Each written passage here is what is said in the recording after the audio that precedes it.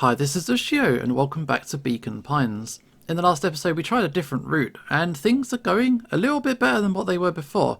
Rolo is not missing anymore, and we got a new friend. We've re-met the new girl in town, and we're getting on okay as well. She's got some issues with her parents, but hopefully we can work things out. But we're on to chapter 5 now. The air was heavy with the hard rain's residue, the smell of wet things. Despite his dreary surroundings, Luca felt at peace. He'd never shared those details about his dad with anyone, not even Rolo. But it's not like this changed anything. Rolo was still his best friend. Adding Beck to the group would help balance things out. Everything's better in threes. This is what Luca told himself as he headed to the treehouse.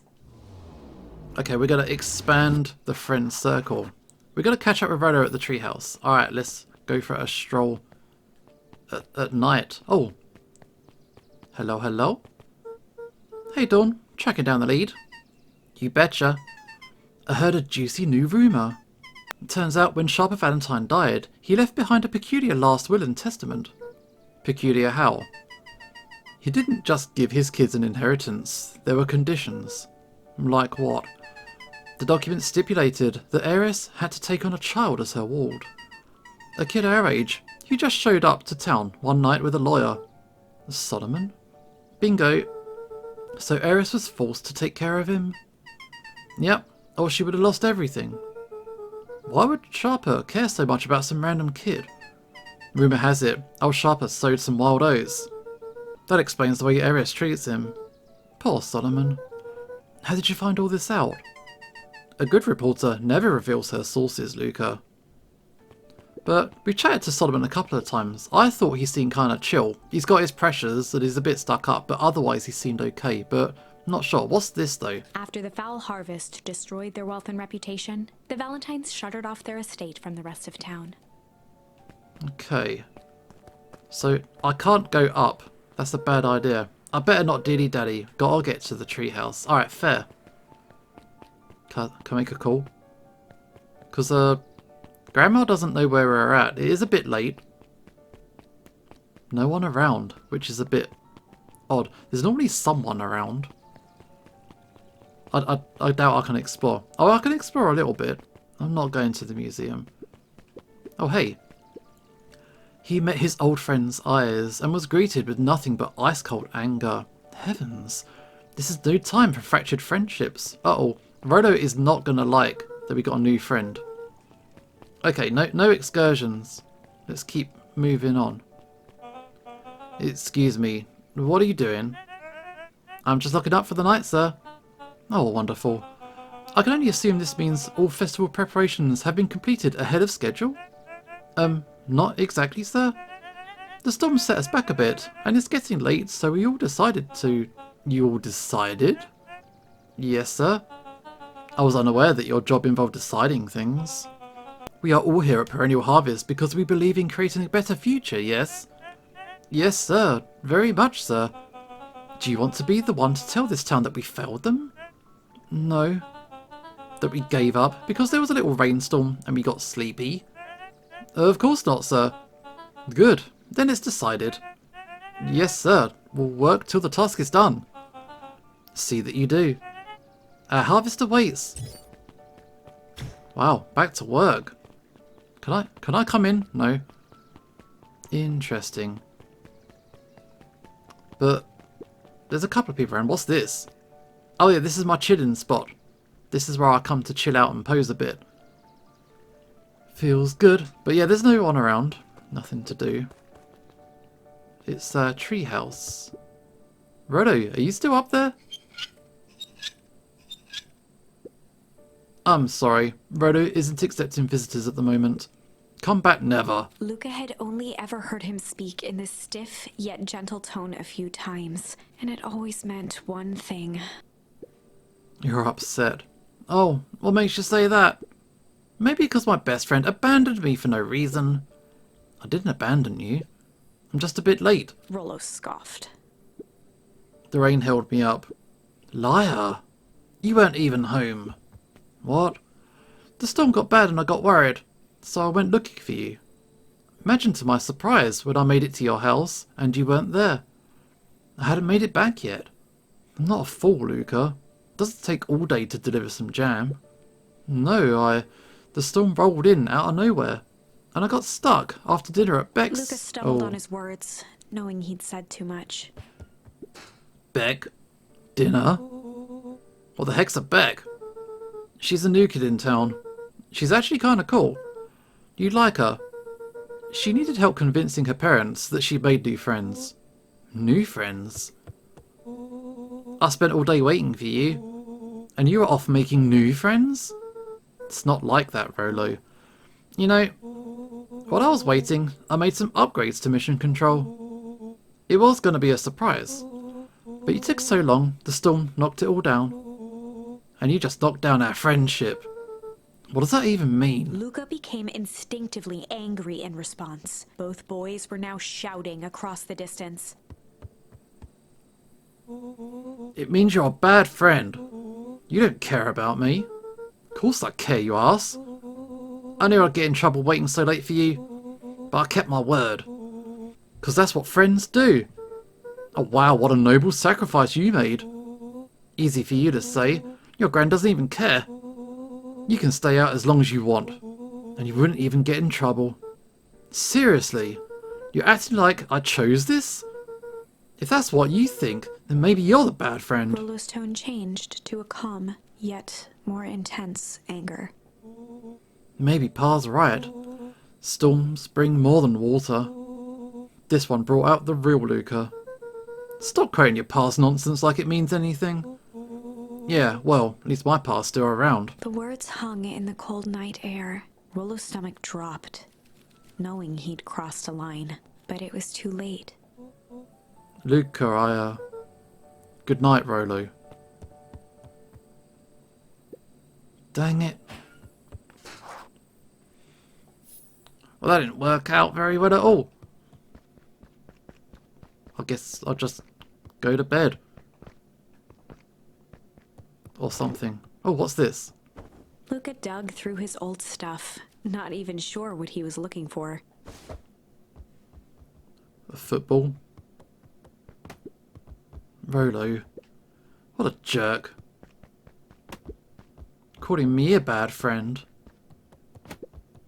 Oh, I'm Rolo. Look at me and my amazing family. Just gotta kick this ball around. Bam. Nope, it's done. Oh, God. Just angry at each other. I guess I'm just never supposed to make new friends. Faceplant sleep. Luca? Gran cooed gently from the hallway. You slept straight through breakfast. Luca, you alright? I'm fine. Just don't feel like getting up yet. Okay, I'll leave this oatmeal by the door. I've got to run out and take care of some things. Okay. I'll be back later to check in. Sure. Luca just wanted to be alone. He waited to hear the sound of the front door closing. Okay, she's gone. But Rolo's still going to go to the festival. He's going to be miserable. Okay, so I should probably stop kicking this football around. But you know, it's actually quite a fun mechanic. Bam. I'll just go back to Luca bed. dozed off again.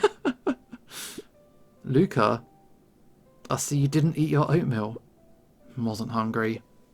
Well, just in case you get hungry, I'll leave a sandwich here too. Thanks. Rolo came by. What did he say? He wanted to talk to you. And what did you say? I told him you weren't feeling well. Good. So, your plan is just to sit in your room all day? Pretty much. Well, I need to pop away again for a minute. If you decide to end your pity party and go outside, I think it'd do you some good. Noted. Luca still couldn't bring himself to go out. Besides, if he ran into Rolo, he'd have to actually confront the situation. So this is what we're going to do. We're not going to attempt to go out. There's never anything interesting at the festival anyway.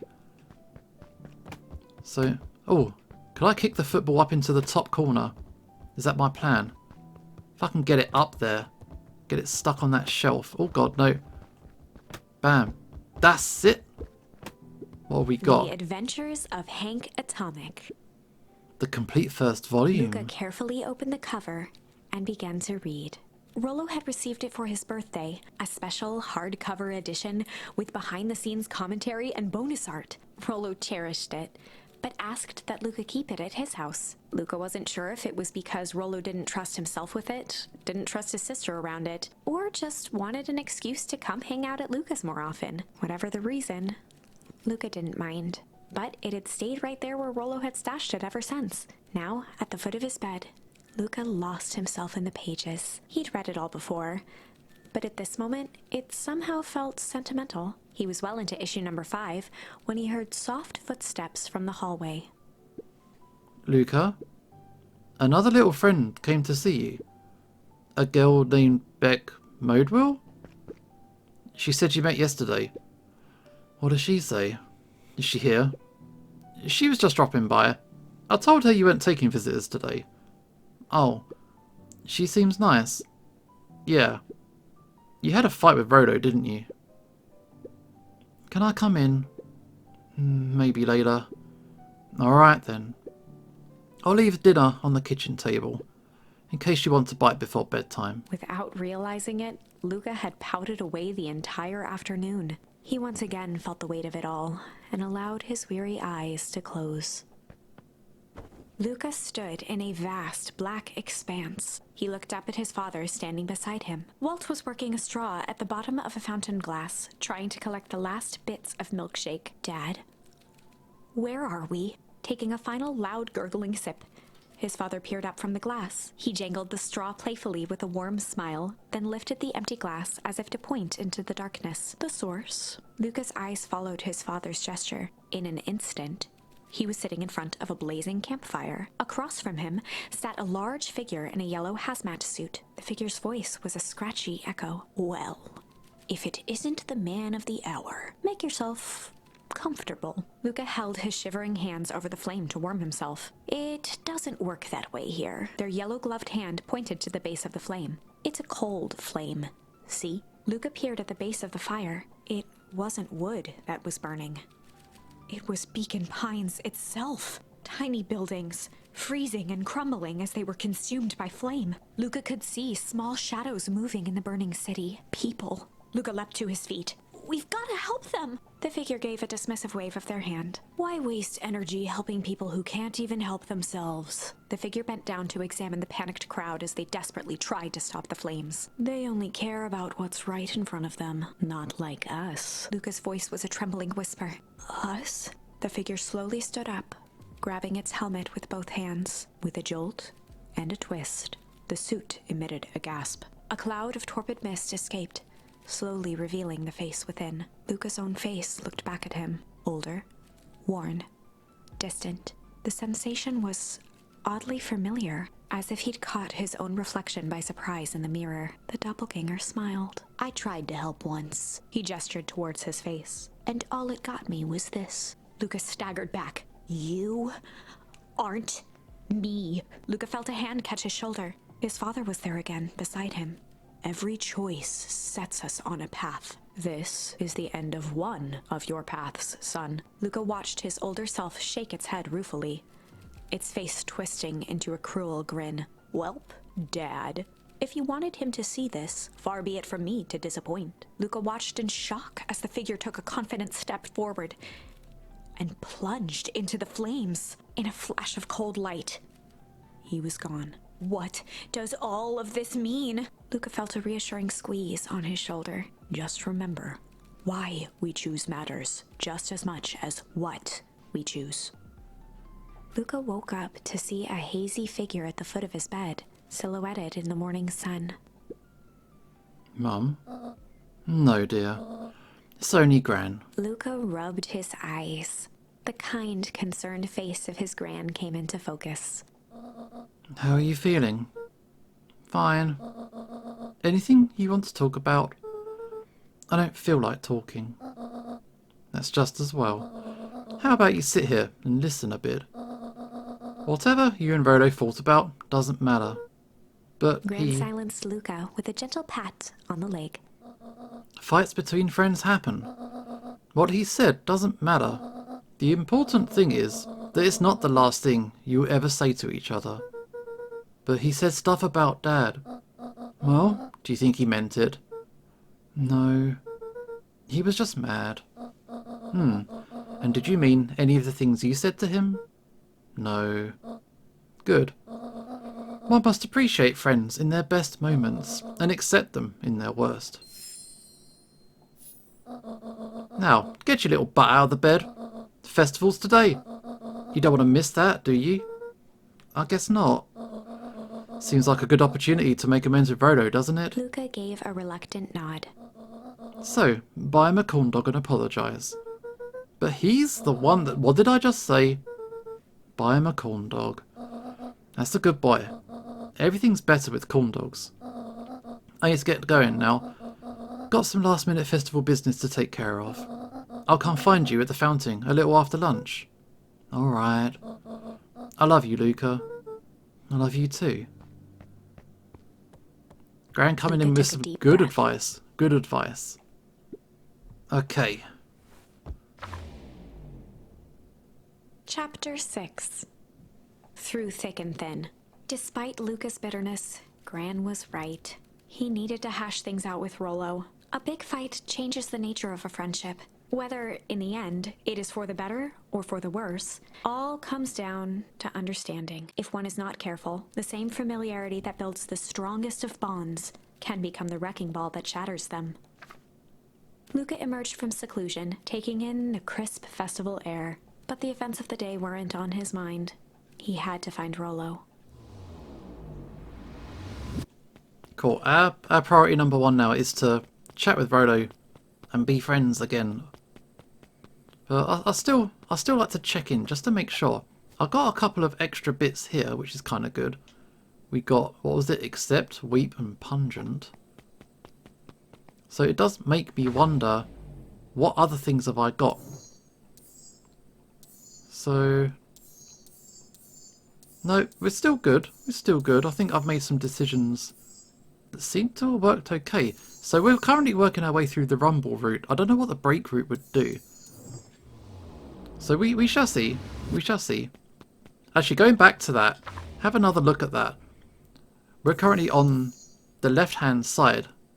What we really want to do, I would imagine, is go right up the centre, right toward the very top. That will be the final true ending. So we're currently on the left-hand branch. Literally a branch. Hopefully that works out. Alright, Rolo. Where are you at? Oh, hey. There you are. Luca. Rolo wanted me to tell you something. What is it? Roxy rolled her eyes, shaking her head. A space adventure, though you needn't buy it. If ye be brave, go somewhere quiet. Roxy, I don't. It's a riddle, Luca. My goofy little brother wants you to find him. Luca looked down and kicked at the dirt. Look, I know you two had a fight. The only thing more annoying than my little brother is my little brother without his best friend. So I'm doing him this one favour. Now I need one favour from you. Whatever it is that went down between you two, squash it. Alright, I'll do what I can. A space adventure, though you needn't buy it. If ye be brave, go somewhere quiet. I think that's the library. So I guess the library's the place to be. Ooh, this place is bumping. Hello. Unique New York, unique New York. Oh, don't mind me. Just warming up for my big ceremony speech. Mr. Kerr pointed to his grinning mouth. Got to limber up the old gap box. You nervous? Oh, heavens, no. Well, break a leg. Get me... What was it? Get me the gift of... What was that? There's all kinds of stuff going on. Oh, hello. I got some more things. Can I fish anything new? I have got pungent. Luca wrapped a twig of thyme around the hook. Some fish have refined taste. It's been a while since I've done some fishing. Let's pull something in. Here we go. It'd be nice if I could get everything and cover the map with all the things that I need. That's it. What are we going to pull up this time? Is that a pocket watch? Property of Sharper Valentine. Figures. If he had his way, Property of Sharper Valentine would be written on everything in this town. Should we give it back to him? He may not even want it back. This man's got a contentious relationship with time. We'll keep it here in case he ever wants to pick it up. Okay. That's another thing picked up. So, we know that it's not in the treehouse. But I'll take that. Just chilling. Chilling, vibing. Anything else that's good? No, I think we gotta head back into town. This is the first time we've actually made it to Festival Day. So it's going to be interesting to see what kind of things goes on in that situation. Oh, okay, so... Oh, here's a clipboard, dude.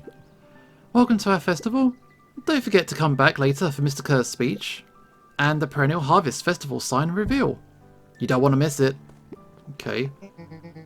I don't know who Perennial Harvest thinks they're impressing with this ridiculous festival. Totally.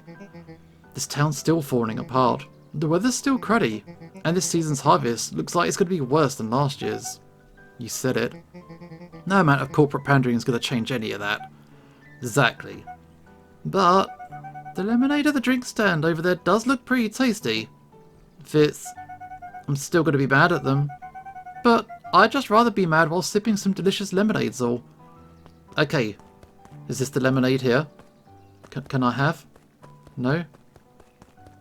Okay, let's go back. So, oh, there's my chill spot vibing. I can't talk to Sleepy Dude. Yeah, I can. They buried him in. Ain't moving. This guy's buried. Jeff was staring into the distance with a wistful look. Hey, Jeff. Everything okay? Yeah, everything's fine. I mean, used to be fine. I just ain't right these days, you know? I do, actually. Jeff turned to Luca with a furrowed brow, then gave an understanding nod. You do, don't you? For a moment, the two now shared that same wistful gaze. Yep. Oh, here are the buddies. Every single time. Yep. Firing fireworks off. Wait for it. Unexplained sound, once again noted. Like clockwork. What a bunch of drones. Yeah. They sort of are like drones. They just don't seem to have their own personality. And that time where we got trapped, there was like, what, 15 of them or something? Hello. A most welcoming of welcomes. Would you like to share your thoughts? We always strive to improve. Nope. Not getting involved in that. Hey. This is the first time I've seen this many smiling faces since the foul harvest. I had my doubts about Perennial Harvest, but I must admit they do put on a nice party.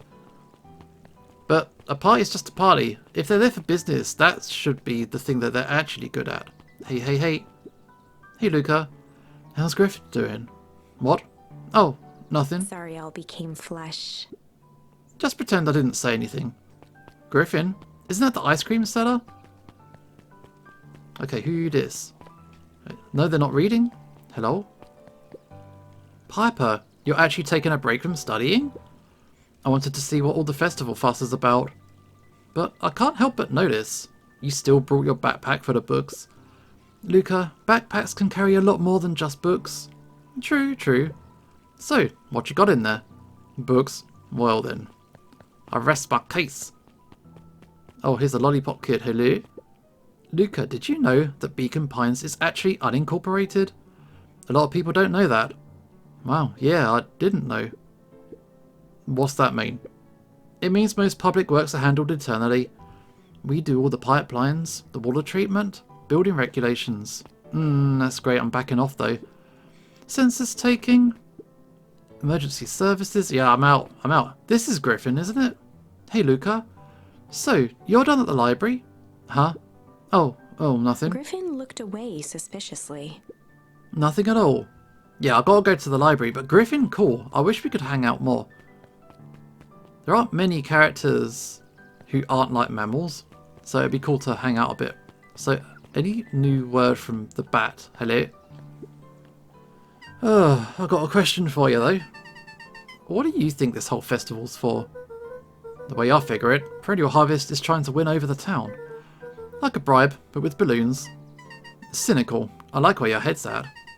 That's what I assumed at first too, until I eavesdropped on a couple of gossipy clipboards. What if I told you that the whole thing is really a special shindig for a super secret guest of honour? A special guest? Who dat? I haven't dug that deep yet, but whoever it is, PH thinks they're a big deal. So who could that be? Hey, I was able to return the perennial harvest safety suit you borrowed. Wait, he's the guy who wears the suit? I don't think anyone noticed. Good. Now, will you tell me what you needed it for? It was a favour for an enemy of my enemy. This isn't going to harm Mr. Kerr, is it? All you need to know is that it's for the good of the family. There's a real power struggle thing going on here. Okay, I gotta get to the library. Here we go. Library, somewhere quiet. Yo. Hey, Luca. Kato's eyes lit with excitement. I've been expecting you. Bravo on deciphering the first riddle. There's another riddle. The first... Oh, you didn't think that was all, did you?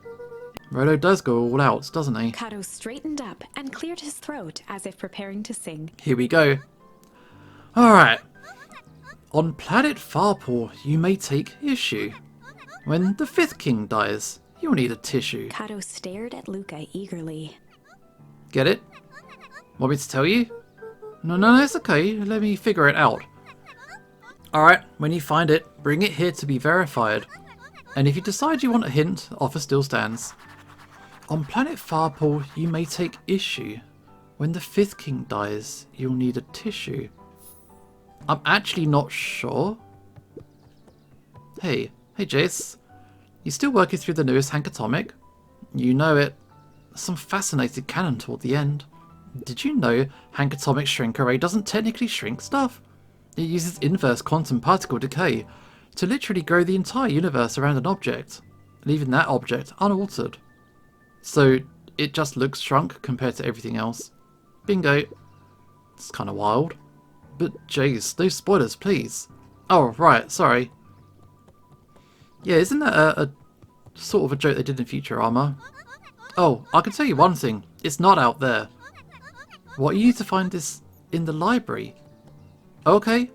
I guess I'll stick around. There were barely any actual new additions. Simply a variety of existing content rotated into the front display each week. Not fooling no one. Okay, so on planet Farpaw, you may take issue when the fifth king dies. You'll need a tissue. Let's just have a look. Luca grabbed Natural Photography, Volume 5, from the shelf. Volume 5 sounds promising.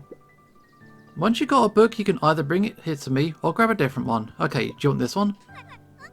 Let's see, what do we have? Natural Photography, Volume 5. Nope, not the correct book. Okay, here's a hint. The words that are emphasized are important. On planet Farpaw. Okay, issue 5th. Issue 5, 5th issue. So isn't... The comic section's upstairs, right? Luca grabbed The Adventures of Hankatomic, issue number 5, from the shelf. Perfect. Okay, here we go. Ah, you found it. Kato removed his book from the desk and replaced it with Luca's, turning on the lamp. As he slid the book under the purple light, 2 words glowed. The Adventures of Hankatomic, issue 5. Got it. Luca clicked his tongue with recognition. Rolo's cipher pen. He used to write secret messages everywhere with that. And only I had the special flashlight needed to reveal it. But I lost it. Well, apparently he traded Jeff for this purple light bulb. Parted with his entire Halloween candy stash. Oh, Rolo. Now, let's see. Kato began flipping through the pages, stopping when he hit a glowing word. Get away with such a He continued grift. flipping. Only found in grub. Card. Reaching the end of the book, Kato looked up. That's it. Grift in grub card. Griffin? Griffin's grub cart. He wants me to go to Griffin's snack stand. Ah, brilliant. I guess you're off then? Good luck with the rest of the scavenger hunt. Thanks, Cardo. a lot of the fellow kids in this town, you know, hello fellow kids and all that, but a lot of the kids in this game are really chill. They're actually quite a lot of fun. So it's interesting that we just have like one best friend, but you could have a whole group of these kids just hanging out because they all seem to have similar interests. They all seem to be looking out for each other's well-being. Yeah, I think it'd be nice to have a bigger friend stash. Hey, hey, hey, Griffin. Yeah, I said I would. Hey, Griffin. Did Rolo Before come? Luca could finish his sentence, Griffin handed him a corn dog. Oh, that's it. Bought and paid for. Enjoy. I thought there was supposed to be a riddle or something. Luca shrugged, taking a sizable bite out of the corn dog. Ugh, it's cold. Oh yeah, it's been sitting here for a while. Rolo wanted me to be sure to give you that one specifically. Well, that's just... Luca tongued at his cheeks, feeling something rough between his teeth. He reached into his mouth and pulled out a slip of paper. Oh, come on. He shook off the bits of corn dog to read the slip. A pick-up when you need some pep. Near the fountain, up the step. Luca finished off the remainder of the corn dog. Okay, this is getting to be a whole thing. So that must be behind the coffee shop. Because, you know, if you need pep, you get coffee. And it's got the steps up the back, so I'm assuming it's around the back of the coffee shop. These guys. There you are, Luca. There's no way I'm actually doing this. It's way below my pay grade. Ah, come on, you big stiff. Let the kids have some fun. Fine. But Rolo owes me one. Lumi waved his hands around sarcastically as he began. What takes flight but has no wings? Your final task a friendship brings. See, that wasn't so hard. It was hard. I feel cheapened somehow. I think it's sweet. What takes flight but has no wings? Your final task a friendship brings. Good luck. I'm actually not quite sure what that could be. Is it something you throw? Oh, balloons. Hey. Hey. Did you find the comic book? Yeah. And you got the corn dog? Yeah, it was cold. Well then. I know it doesn't make up for what I said. But here, you've earned this. Rolo sheepishly handed Luca the balloons. That is the most upfront and earnest apology that I've seen in a video game for a long time. Thanks. You didn't have to go to all this trouble. I'm sorry I got so mad. Dang it, you're supposed to let me apologise first. Oh, sorry. Now you've apologised twice before me. Just let me do this. Luca, I'm really sorry. With everything that's happened with your mum and all, I've always wanted to be there for you. Be a good friend, you know. And when you said you were hanging out with someone else, I kind of freaked out. Rolo, it's still my turn. I felt like if you needed some new friend to help you, it meant that I wasn't good enough. But that was selfish and wrong. I was wrong. I'm so sorry, Luca. Okay, apology over. You can talk now. Luca threw himself at Rolo, hugging him as tightly as he could. Rolo, I don't deserve you. I don't deserve you either. And that's why we deserve each other. So, what else do you want to do today? We could snoop around and try to find out some info about your mum. Snoop where? We could probably sneak into Perennial Harvest HQ while everyone's at the festival. Aren't you curious about all the stuff those clipboards write down? What if we get caught? I think I've had enough excitement for 1 week. Let's just make the rest of the day about us. Really? Yeah, the rest of the world can wait one more day. You know, I have been wanting to get some work done on the MCDC at Mission Control. The aim's a bit unpredictable. Sounds perfect. Okay, so as promised, we're going to hang out with Rolo. I got my balloons. Are we still talking to these guys? Are they still firing fireworks? But that's good. Oh, wait, go back. Did you want to chat? How goes the beetle hunt? Pretty rotten. I haven't seen so much as a XUV. And it's not just the beetles. This morning, I couldn't find any critters at all. It's like everything that buzzes or skitters just packed up and left. I'm pretty sure they're out there somewhere. Maybe all the commotion of the festival just spooked them. Maybe that's it. So the thing about this thing is all like agricultural stuff and developing new chemicals to boost harvests. If they cooked up something really noxious and just killed all the bugs, I don't know what's happened there. Can we talk to the fisher dude? Hey, do you want a balloon? Did you hear? After Mr. Kerr gives his big speech, they're going to have the first annual biggest catch competition. As long as the boot qualifies as a catch, I'm a shoo-in. Good luck. Actually, yeah, also, alongside all the beetles disappearing, this guy isn't catching any fish. So if they've polluted the whole place, that's not good. But we made it to the treehouse. Oh, almost forgot. I ran into your gran this morning. She asked me to give you this. Rolo handed Luca an unopened letter. I'll wait for you inside if you want to read it now. A letter? Luca, some things are going to happen that might be difficult for you to understand. If I am honest, I hardly understand them myself. But whatever happens, I need you to know that I love you. None of this is fair to you. You have already lost so much. What is going on with Gran? We both have. I wish there was a simpler way forward. But if there is, I haven't thought of it. God knows I've tried everything I've done. I did for you. I hope someday you can accept that. Love, Gran. I love you too, Gran. Luca folded the paper into his pocket and headed up the ladder. Okay, now I'm really scared. Things have been way too wholesome. So yeah, I think some real bad shit's about to go down. Alright. See, everything fine, everything peachy. We'll start with the letter. Anything you want to talk about? Maybe later. Sure, whenever you want. But we're just going to enjoy this moment, because I think shit is seriously about to hit the fan. You know, you really didn't have to go to all that trouble just to apologise. I know, but we've been looking forward to the festival for weeks. After I ruined everything with my big mouth, this was the best way to make sure you still had a good time without me. Rolo. Luca was at a loss for words, but that was fine. Words aren't always necessary. The festival seemed nice. Was it nice? We can still go. Nah, this is fine. Well, there's always next year. Sadly, this was untrue. Uh-oh. A distant rumble shook the treehouse. Uh-oh. An explosion? What was that? Oh man, we missed the fireworks? It was not fireworks. Oh god. It was something the boys couldn't possibly comprehend. Something as old and cruel as time itself. What? Huh? God. Okay, we all froze to death. Witnessed the big freeze for the first time. A shockwave of cold tore through the room.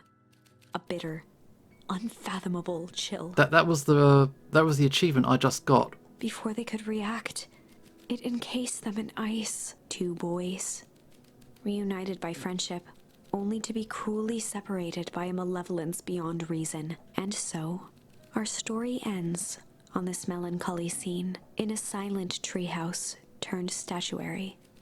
In a town brought low by its secrets, sits a pair of friends, alone, together, for the rest of time. The end. No, that can't be the ending. It simply can't. I won't accept it, and I hope you won't either. There are more endings, more possibilities. I can feel it. We are just going to have to sort through them all until we find the one that fits. Okay, that was really cool. Okay, I still got some options up here, but I think that's a good place to leave this one off. It was sort of a happy ending. It said that we just got killed. So I've got two options now. I can either choose to change how the weather is, or I can do flight and see what happens with that. But yeah, we'll think about it and we'll come back in the next episode. This is Usho signing off, and hopefully I will see you next time.